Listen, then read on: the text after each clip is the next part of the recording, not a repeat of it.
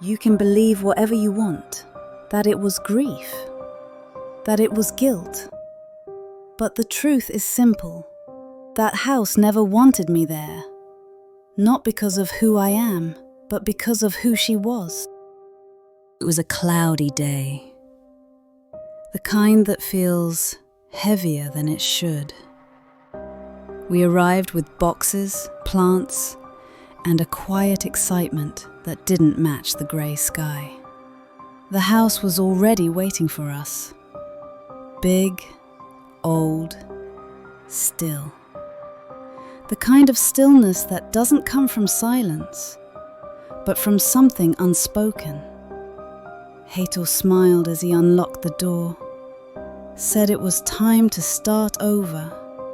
I didn't say anything, but deep down, something felt off. Like we weren't alone, like someone was watching.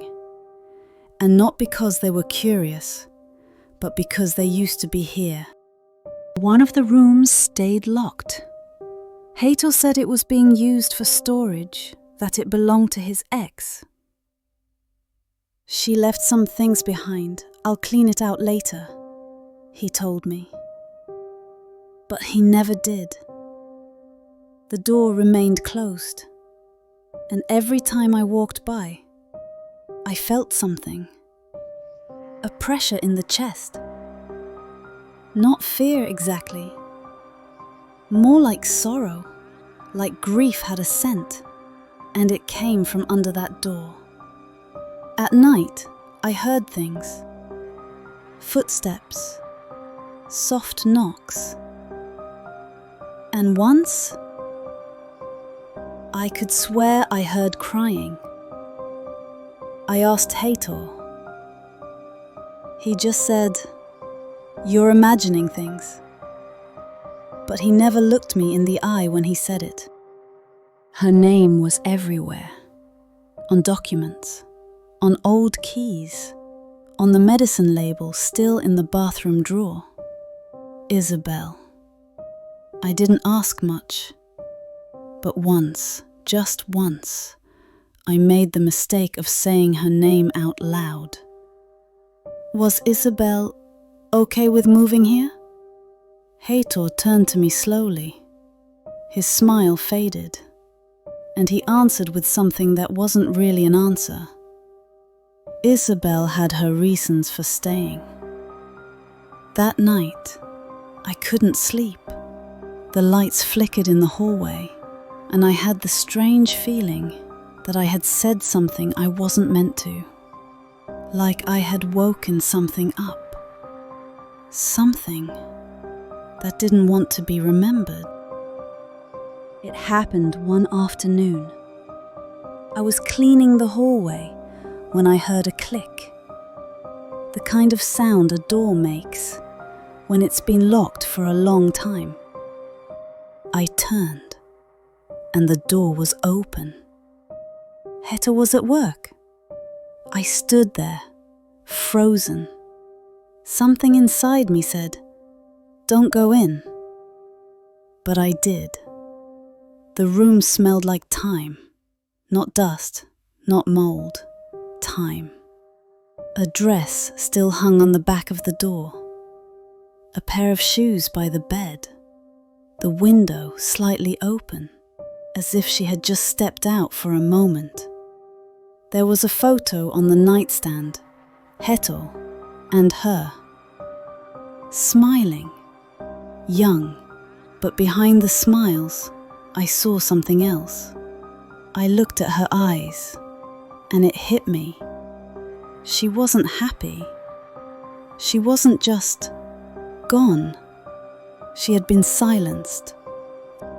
Days later, something strange happened. I dropped my earring near the bedroom dresser. When I bent down to grab it, my hand brushed against the floorboard, and I felt it shift.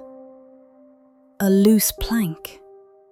I hesitated, then lifted it. Beneath the wood, wrapped in old cloth, was a folded piece of paper. Just one sentence, written in shaky handwriting. If someone opens that door, ask for forgiveness. For me. I stood there, holding it. My chest tight. My hands cold. It wasn't just a note. It was a message. A cry. A confession. And I had no idea what she wanted to be forgiven for. That night, I couldn't sleep. I kept thinking about the note, about that sentence. Ask for forgiveness for me. Around 3 a.m, I got up and went to the bathroom. The mirror was fogged, but I hadn't used any hot water. I wiped it with my hand, and as the glass cleared, I saw it. A name, Isabel, written in the fog, slowly fading. I froze, then whispered, "What do you want?" But there was no answer, only silence. The kind of silence that listens back. After that night, everything changed. The house got colder. Not like winter, like absence. Like something had been shaken awake and didn't want to sleep again. I started hearing footsteps on the stairs. Slow, careful. As if someone was walking barefoot, not to be heard. But I heard. One night, I stood at the top of the stairs, the hallway behind me, the living room below. I was holding a glass of water, and I felt it, a presence. I turned my head, slowly, and saw the shadow, at the bottom of the stairs, still, watching, not threatening, just waiting. I opened my mouth to say something, anything, but the light above me flickered, and when it came back, she was gone. I started having dreams, always the same. A woman standing at the bedroom door. Long hair, pale, she never said a word. Just looked at me, eyes full of something I couldn't name. Sadness? Fear? Or was it a warning? I asked Haitor again about her. I didn't mention the dreams, just asked, "What happened to Isabel?" He sighed, rubbed his hands together, then said, "She had problems. Emotional ones. She wasn't well." I stared at him, waiting for more, but he got up and left the room. That night, I woke up gasping for air. My chest felt heavy. The air in the room, dense. I turned to the corner and saw her. She wasn't angry, just broken. And I understood. There were things she couldn't say while alive, so she was saying them now. I went back into the locked room. I needed answers. The mirror was cracked now. The photo on the nightstand had fallen, but the dress was still hanging there.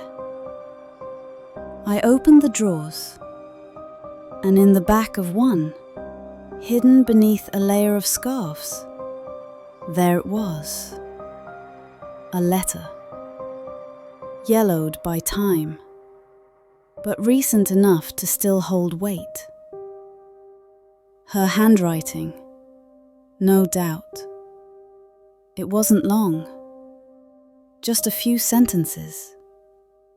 If someone finds this, please ask for forgiveness, not for what I did, but for what I didn't do. I knew what he was capable of, and still I stayed. I read it again and again. She hadn't betrayed him. She hadn't run. She had suffered, silently, until silence was all she had left. After I read the letter, I left the room and closed the door, but it didn't feel like a door anymore. It felt like a grave. I didn't tell Aitor. I couldn't. I watched him differently after that. The way he walked through the house. The way he looked at me when he thought I wasn't watching. There was something in his silence too. A weight. A history. I tried to move on. To fill the house with noise, music, laughter. But nothing stayed. The lights kept flickering. The stairs still creaked at night. And sometimes I still feel her, not angry, just watching, like she's making sure I don't become what she once was. Some women leave, others stay, even after they die. And sometimes the walls remember what no one dares to say. So if you ever move into a house that feels too quiet, listen carefully. You might not be alone. Not really.